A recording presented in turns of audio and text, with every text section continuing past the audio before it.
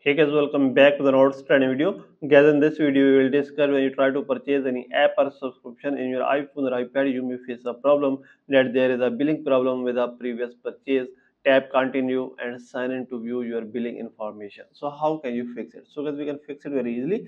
So simply guys, it means that you have any billing issue or you have not any pay of any subscription. So you may cancel or remove them or pay them, and then guys you can purchase your new subscription easily.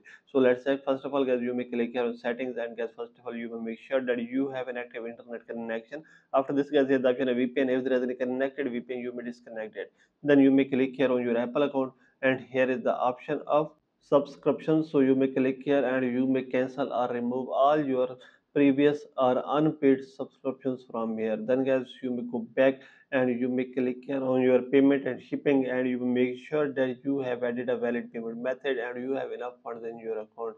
After this guys you may go back and you may check your problem will be fixed, and now you can easily purchase any app or subscription. So after this guys, if your problem is still not fixed by all these methods, then guys you may click here on any browser, and in search bar you may write here support.apple.com, and you may contact to Apple support team. So you may select your gadget from here.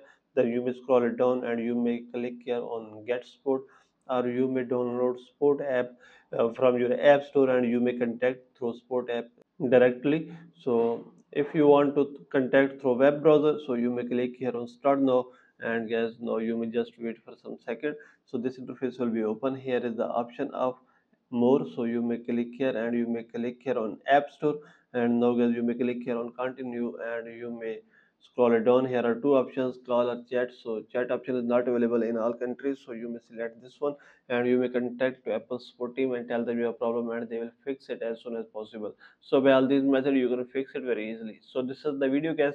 For more videos please subscribe our channel.